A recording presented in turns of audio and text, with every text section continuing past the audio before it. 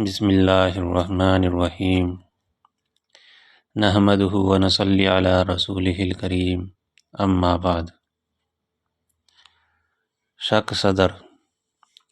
ایک مرتبہ کا واقعہ ہے کہ آپ اپنے رضاعی بھائیوں کے ہمراہ بکریاں چرانے جنگل گئے ہوئے تھے کہ یکایک آپ کا رضاعی بھائی دوڑتا ہوا آیا کہ دو سفید پوش آدمی آئے اور ہمارے قریشی بھائی کو زمین پر لٹا کر ان کا شکم مبارک چاک کیا، اب اس کو سی رہے ہیں۔ یہ واقعہ سنتے ہی حلیمہ اور ان کے شوہر کے ہوش اڑ گئے، افتہ و خیزان دوڑے، دیکھا کہ آپ ایک جگہ کھڑے ہوئے ہیں اور چہرہ انور کا رنگ فک ہے۔ حلیمہ کہتی ہیں کہ میں نے فوراً آپ کو سینے سے چمٹا لیا اور پھر آپ کے رضاعی باپ نے آپ کو سینے سے لگایا اور آپ سے دریافت کیا کہ کیا واقعہ تھا۔ آپ نے بیان فرمایا۔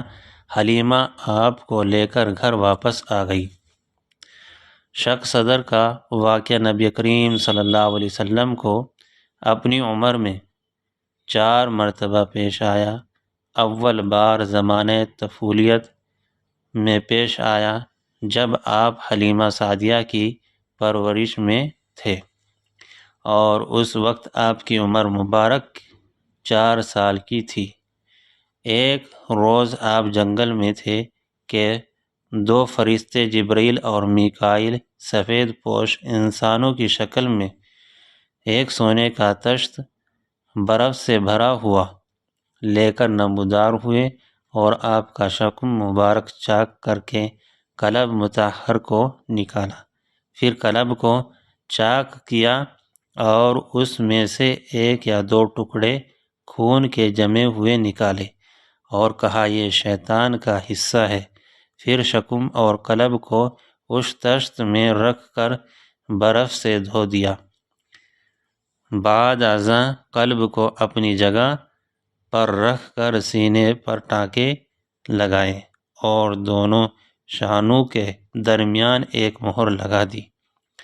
حلیمہ سعدیہ کے یہاں زمانہ قیام میں شک صدر کا واقعہ پیش آنا متعدد روایات میں مختلف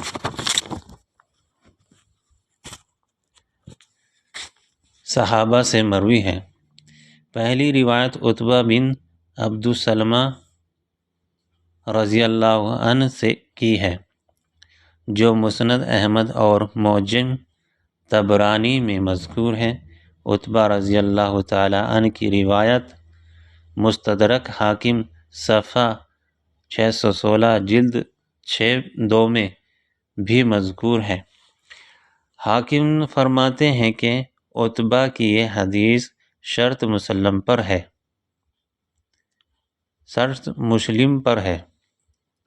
حافظ ذہبی نے تلخیص مستدرک میں حاکم کی تصحیح کا کوئی رد نہیں فرمایا۔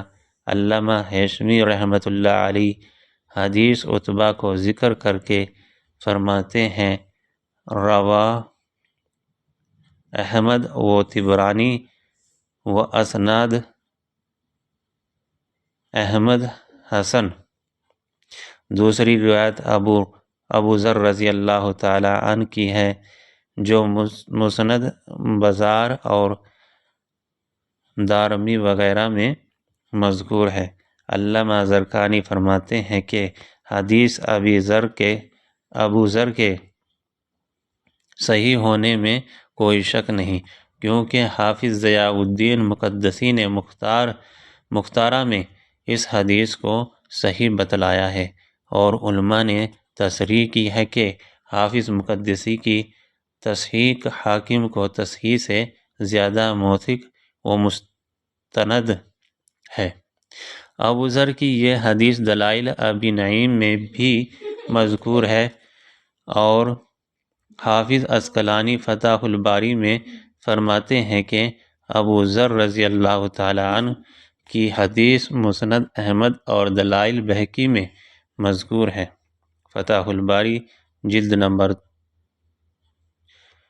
6 صفحہ نمبر 409، مجموعہ الزوائد جلد نمبر 8 صفحہ نمبر 222۔ تیسری روایت انس بن مالک رضی اللہ عنہ کی ہے جو طبقات ابن سعد میں مذکور ہے، جس کے تمام راوی بخاری و مسلم کے مسلم ثقہ اور مستند راوی ہیں۔ چوتھی روایت ابن عباس رضی اللہ عنہما سے مروی ہے، جس کو علامہ سیوطی نے بحوالہ بہقی اور ابن عساکر نے خصائص میں ذکر کیا ہے۔ پانچویں روایت شداد بن اوس رضی اللہ عنہ سے مروی ہے، جس کو حافظ عسقلانی نے فتح الباری باب خاتم النبوت میں اور علامی زرقانی نے شرح مواہب صفحہ 150 جلد 1 بحوالہ مسند ابی اعلیٰ میں اور دلائل ابو نعیم ذکر کیا ہے۔ چھٹی روایت خالد بن معاد ان تابعی سے ہے کہ جو طبقات ابن سعد صفحہ 196 جلد 1 میں مرسلاً مذکور ہے، مگر محمد ابن اسحاق کی سلسلہ سند میں مذکور ہے کہ خالد بن معاد ان کلائی کہتے ہیں کہ صحابہ اکرام کی ایک جماعت نے مجھ سے شک صدر کا یہ واقعہ بیان کیا۔ الگ سیرت ابن حشام جلد 1 صفحہ نمبر 175۔ حافظ ابن کثیر محمد بن اسحاق کی یہ روایت نقل کر کے فرماتے ہیں، ھذا اسناد جیدی قو۔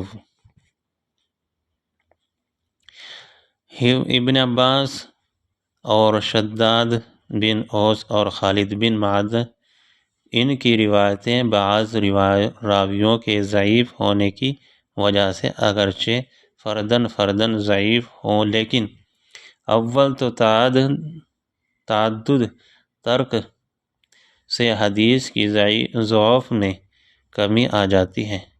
دوم یہ کہ جو ضعیف روایت متعدد صحابہ اور مختلف سندوں سے مروی ہوں تو ایسی ضعیف حدیث بلا شبہ صحیح حدیث کی معید ہو سکتی ہیں، اور چند ضعاف کے انضمام سے حدیث صحیح کی صحت اور وثاقت میں اور اضافہ ہو جاتا ہے۔ رہایا عمر کے سلسلہ معراج میں بچپن کے شک صدر کا ذکر نہیں، یا دوسری بعض روایتوں میں اس شک صدر کا ذکر نہیں، سوئے اس کے غیر معتبر ہونے کی دلیل نہیں ہو سکتی۔ عدم ذکر کو ذکر عدم کی دلیل بنانا عقلاً صحیح نہیں۔ احادیث معراج میں ہی کو لے لیجئے کہ تقریباً 50 صحابہ اکرام رضی اللہ عنہم سے مروی ہے، لیکن ہر صحابی کی روایت میں کچھ ایسے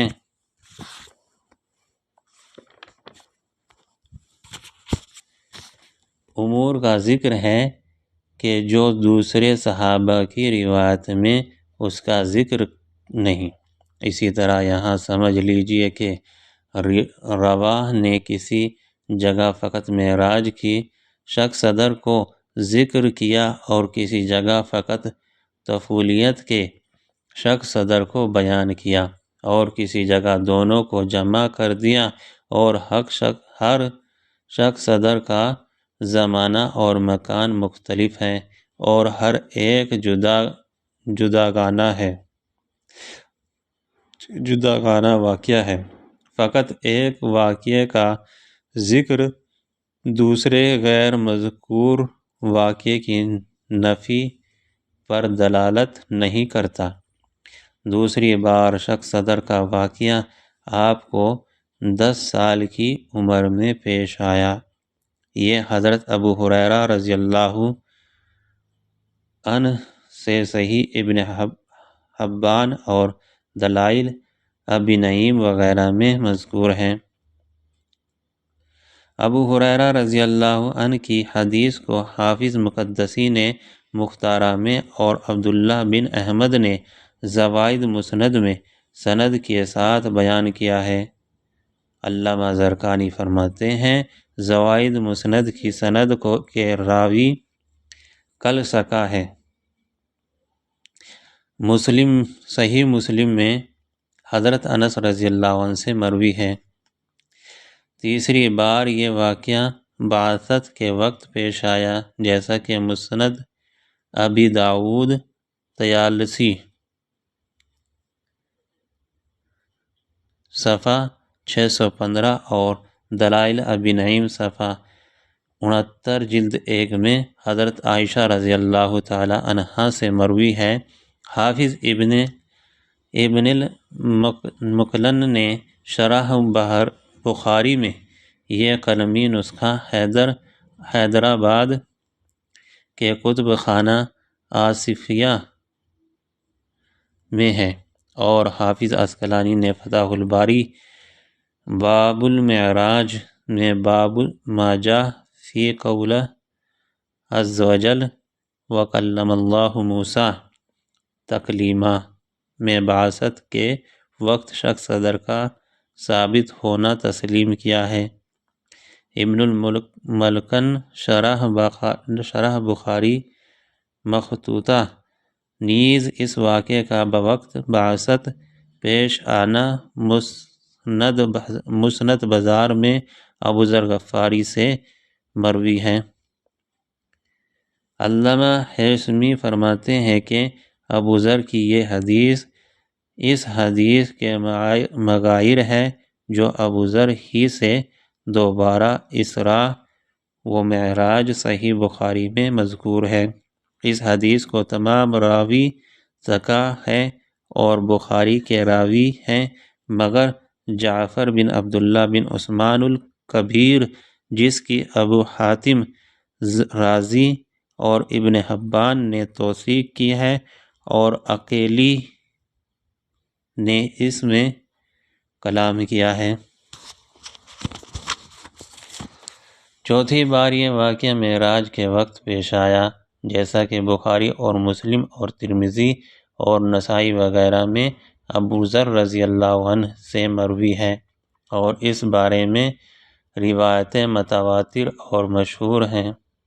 الحاصل یہ 4 مرتبہ کا شق صدر تو روایات صحیح اور احادیث معتبرہ سے ثابت ہے، اور بعض روایات میں 5ویں مرتبہ بھی شق صدر کا ذکر آیا ہے کہ 20 سال کی عمر میں حضور صلی اللہ علیہ وسلم کا شق صدر ہوا، مگر